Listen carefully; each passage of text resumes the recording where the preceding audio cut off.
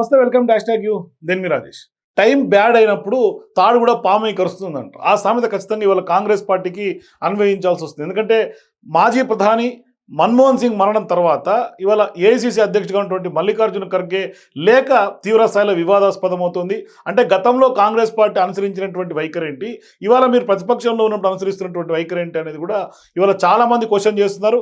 ఏకంగా ప్రణబ్ ముఖర్జీ కూతురు కూడా ఇవాళ కాంగ్రెస్ పార్టీని క్వశ్చన్ చేస్తున్నటువంటి పరిస్థితి కనిపిస్తుంది.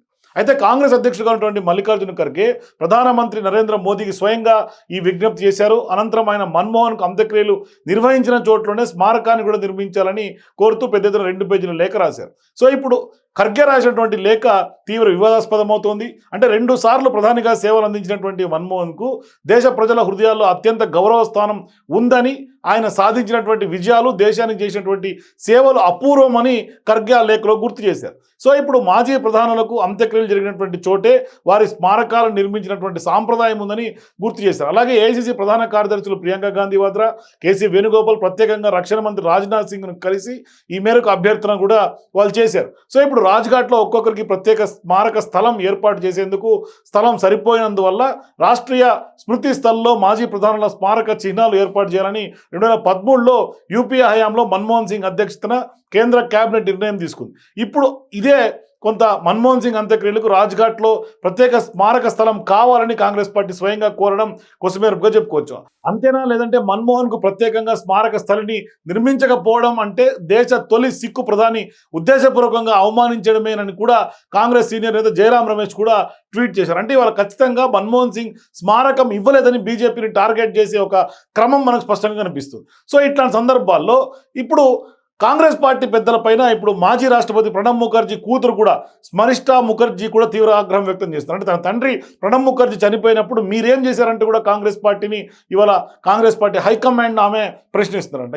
ఇదే సమయంలో మాజీ ప్రధాని మన్మోహన్కు ప్రత్యేక స్మారకం ఏర్పాటు చేయాలని కాంగ్రెస్ నేతలు లేఖ రాయటం పైన కూడా ఆమె మండిపడుతున్నారు. అంటే మాజీ ప్రధాని మన్మోహన్కు ప్రత్యేక స్మారకం ఏర్పాటు చేయాలని నరేంద్ర మోదీని కాంగ్రెస్ జాతీయ అధ్యక్షుడు మల్లికార్జున ఖర్గే కోరటం, ఈ మేరకు ప్రధానికి లేఖ రాయటం, ఈ అంశాలపైన ప్రణబ్ ముఖర్జీ కూతురు సరిష్టా ముఖర్జీ స్పందిస్తూ ఉన్నారు. ఈ క్రమంలో కాంగ్రెస్ పార్టీ నేతలపైన ఆమె తీవ్ర ఆగ్రహం వ్యక్తం చేస్తూ ఆ లేఖను రాసినటువంటి దాన్ని కూడా ట్వీట్ కూడా చేసి ఆమె కొంత తీవ్ర స్థాయిలో కాంగ్రెస్ పార్టీ పైన మండిపడుతుంది. అంటే తండ్రి ప్రణబ్ ముఖర్జీ చనిపోయినప్పుడు మీరేం చేశారంటే కూడా కాంగ్రెస్ పార్టీని క్వశ్చన్ చేస్తుంది. అంటే తన తండ్రి మాజీ రాష్ట్రపతి ప్రణబ్ ముఖర్జీ చనిపోతే నివాళులు అర్పించడానికి కూడా కనీసం సిడబ్ల్యూసీ సమావేశం కూడా ఏర్పాటు చేయలేదంటూ కూడా చెప్పుకుంటూ వచ్చారు.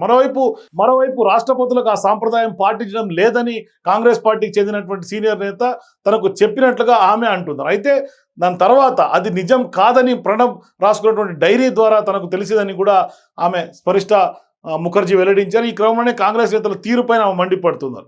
సో పెద్ద ఎత్తున అంటే 92 ఏళ్ల మన్మోహన్ అనారోగ్యంతో మృతి చెందిన తర్వాత పెద్ద ఎత్తున ఇవాళ స్మారకం పైన రాజకీయం నడుస్తుంది.